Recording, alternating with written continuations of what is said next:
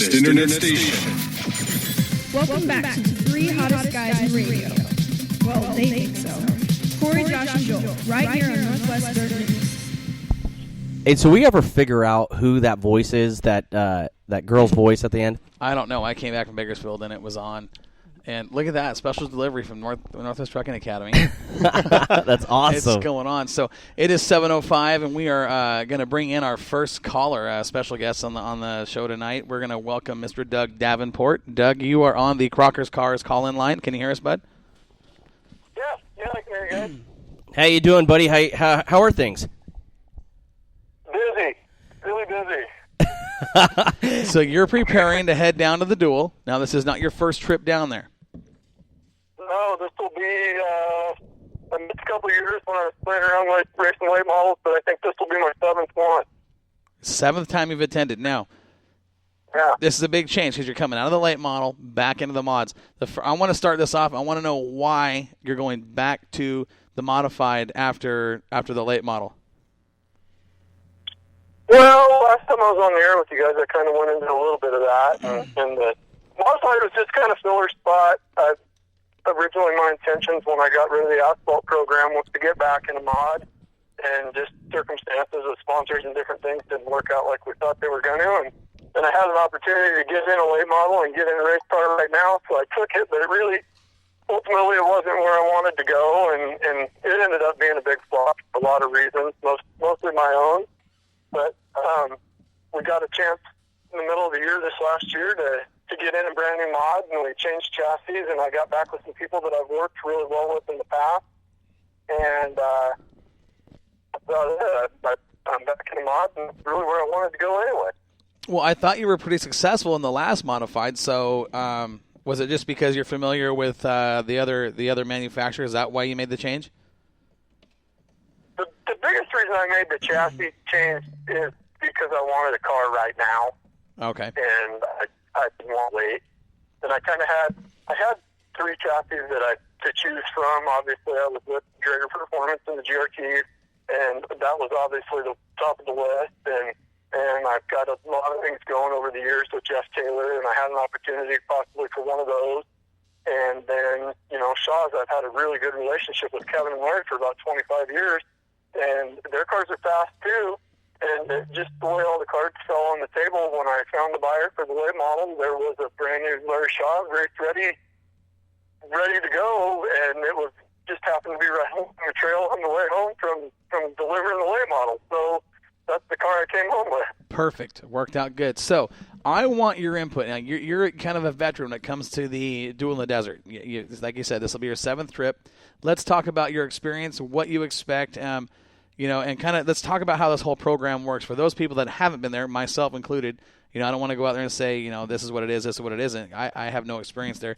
Kind of fill us in on how this program rolls and, for the people that are going down for the first time, what to expect. It's unlike anything you've ever seen. And I heard you guys on the show earlier talking about comparing to the Super Nationals. It is the closest thing to the Super Nationals that the IMCA guys get to do. It's a lot of cars.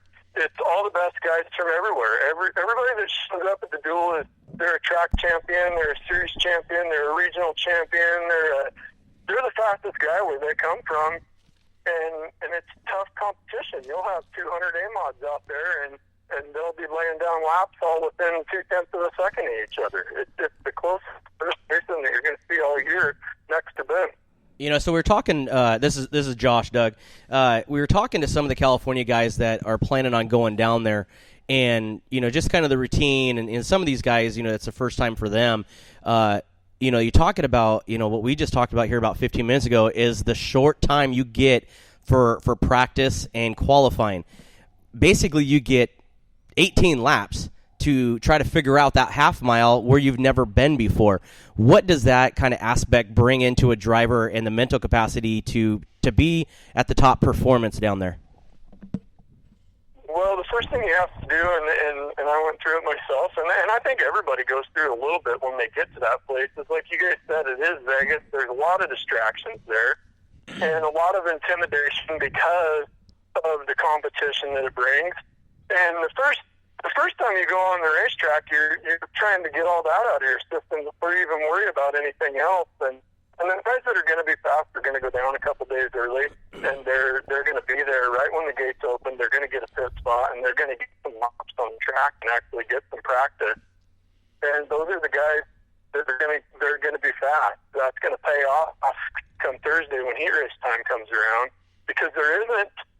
It's a process of elimination, and it's all off the pill draw. Your pill draw determines everything. Obviously, the guys that get a good pill draw have a better chance than the rest because the cars are so close competitively. You know, the guy that starts on the front row or the second row has he's got 100 times better chance of winning a heat race and transferring to a qualifying main than a guy that starts last. Well, I can't remember a time. I can't remember a time being down there that somebody has won a qualifying race from the back. Now, I was talking to Dustin Katie, and he was telling me about a particular driver that actually started like 16th in a heat and won. And during that heat race, their IMCA-approved sticker on the left rear wheel had come off, and that person was DQ'd because that sticker wasn't on the wheel. Now, I guess from they're hardcore about the rules here. They're very, very intense about the rules. I mean, absolutely. Another story we were told was that same driver the year before had a motor go bad and practice or qualifying, whatever, pulled the motor, put the new one in, and after their heat race, the IMCA tech pulled the valve cover, stud girdle, DQ. First year I went down there, I'd done some IMCA stuff on the weekends here and there, but I hadn't really done a lot of IMCA stuff, so I was kind of really, really dumb to their procedures. And we went through tech, and for the most part, we were legal right out of the box. We had a couple of little housekeeping issues, some safety things, and little quick fixes that we had to do. I mean, for the most part, body and chassis and everything was legal. We just, they wanted some safety stuff taken care of, belts and some fuel lines rerouted, and a couple of different things.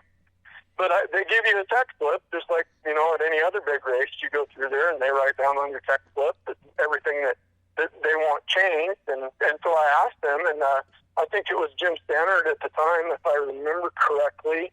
I could be wrong, but I asked him, I said, do I need to come back through the tech line after I change these things? And he says, no. He says, you change them and you go race your car. You have a copy of that sheet, I have a copy of that sheet. If you finish in the top 3 of a heat race or a main event and you come back through my tech line, any one of those things is not fixed on your car, you'll not only be disqualified, but those two gentlemen right there, he pointed to the guys with the IMCA shirt, will escort you to your trailer and you'll just go home. Now, and that's either the second person that has told me that exact same thing today. I was talking with Dustin Katie, who was here earlier, and he says, hey, look, and this is how they do it. I mean, this is what they do. You go through tech, they tech your entire car. They find what's wrong, they give you a sheet, you take that back with you, you fix that stuff. They don't come to you and double check it. You'll race your car, you'll come back. If one of those things, they'll pick 1 or 2 or 3 or whatever. Mm-hmm. If one of those things are wrong, you're DQ'd. Oh, yeah, and I've heard... It's on you. It is on you. It's on the driver and the team to get that done. And they're not going to come back and say, hey, remind you, hey, you got to get that fixed. No, you get one shot. Absolutely. You can bet your bottom dollar that whatever's on your tech list, if you had any check marks on it, that's the very first thing they're going to check when you roll through the tech line for a top 3 finish. Oh, yeah. Well, I've heard, too... And and I understand where they're coming from. They do a lot of these races year-round. They see thousands of race cars. They deal with this week in and week out. They can look at your race car without even getting a template or a measuring tape out, and if you're doing something wrong, they know before you do. Right. But that's going to keep you honest. Thousands of cars. And they're real direct. They're not rude, but they're real direct about it, and they'll come right out and tell you, it's not our job to police your car. It's your job to bring a legal race car here and compete with it. It's our job to keep you guys safe and keep the program going. Mm-hmm. And, and then they've got a point, and I understand that. But there's always a couple of guys that seem to think that they're going to pull one by them. And every once in a while, somebody does get something past them, but not very often. Well, I know that when we went to Eldora, it was a UMP race, and UMP they're stickler, they're sticklers about their rules too. We had a rear spoiler issue when I was with Hawks on the late model, and I mean it was an inch. It was 1 inch on the rear spoiler, but we didn't, we thought they would measure from the bottom of the spoiler to the top, and we had a lip rolled over on the Lexan. Remember how you bend the Lexan? They measured from the bottom of the spoiler up to the top and over to where the lip of the Lexan was curled, and they made us go and we had to shave an inch off the bottom because it wasn't the surface area. It was, so, but that's good because you know what you're up against. You know that it's going to keep you honest. And you're not gonna try to pull a fast one with that kind of money on the line. It's gonna keep you honest, and it's gonna make you on point. Well, Absolutely. People knowing, going down to Vegas that, I mean, we were talking about this on last week's show about this isn't the biggest payout race, but it is the biggest. Pays more than the Super Nationals. Well, yeah, but I mean, it's just the prestige of going down and saying, hey, I won the Duel of the Desert. Well, that's what it is. The prestige has actually got more value than the dollar. Yeah, but IMCA, you go like Bakersfield, or you even, do, our West Coast thing, or even, whatever IMCA race, nationals or whatever, you don't have the critique of IMCA as hard as you do when you go down to Vegas. Vegas is basically, if you want to know if your car is legal, right there you'll know because you'll know right away. Yeah, like Doug, and you say that because of the conversations we have with drivers that are going down that have been there, and Right. they're basically saying what Doug has just said and what Dustin just said. Hey, look, they don't screw around. If there's something wrong with your car, they're going to know it before you do. Well, I've even sat there and Doug can probably maybe vouch for this or whatever. Is you look at some of these tracks and stuff in these IMCA modifieds, you talk about the sail panels instead of some people will have them flat, some people will have them way curved, like a nun. Others will have the back of the deck raked up and stuff on the left hand side. So when it goes to the turn, it actually puts more downforce on the left side. When they used to be able to run spoilers, that was a huge thing because it just created Channeled the air. created more more downforce on the left rear and more drive off. Now without no spoilers and with the IMCA rules, you have to run it open. But Doug, have you ever seen anybody basically kind of get DQ'd or talked to about their cell panels? Not so much sail panels. The sail panels are one of those things, and I'm a body guy, and I'm really, I do a lot of sheet metal stuff. I do a lot of bodies, and I'm really picky about bodies. And I'm, just like the IMCA text, I can see an illegal body or an illegal part of a body from a mile away. If it, and after you've looked at so many of them so many times, you know what 3 inches is. You know what 1 inch is. And if you don't, they've got templates there and they've got tools there, and they'll tell you, you roll up before they even get a tape measure out that say, you better get a drill out and shorten the braces up. They can see that your wheel opening is, your quarter panel on your door 3 inches outside the tire instead of 2 or 1, Right. or your wheel opening around the tire is 1 3/4 inches and not 2 inches like it's supposed to be. They know by looking at it. And there's always one guy or two guys there in the tech line that's, oh, no, it's not. And they've got to get a tool out and show them that's what it is. And so, there's guys going back and getting drills and getting snipped, and every year there's a handful of them every time. Well, I've seen them actually roll through tech, and you talk about the wheel openings, right? Well, hey, I cut my wheel openings and stuff when the car was jacked up. Well, of course, you got the wheels, sucked down into it, but if you put a little bit of pressure on that, what they do is, I've seen this before. I've seen 2 big IMCA guys. They have 2 big officials, and what they'll do is they'll get on your back bumper and they'll jump on it. Wherever that thing settles down, if that thing isn't at 2 inches, guess what? You're cutting some sheet metal up. Mm-hmm. And, I mean, they don't play. Most of the time, they'll give you the benefit of the doubt. They'll say you're fueled up and ready to race, and most guys are. If they're smart, they've got their car in race trim when it goes through tech. And they'll tell you, hop up there on the door, sit on the door.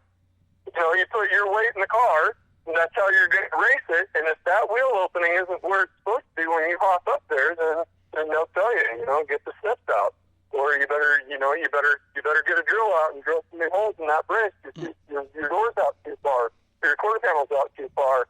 And there's a lot of that stuff that goes on, and you'll see a lot of guys get popped for roof. The roof is the biggest place to cheat now that they don't have the spoiler for the crates. Everybody's trying to cheat on a roof. Trying to get the downforce. Yep.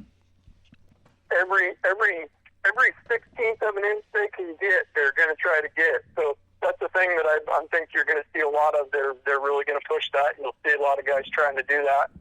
Another thing you see is the rake and the deck. Guys are constantly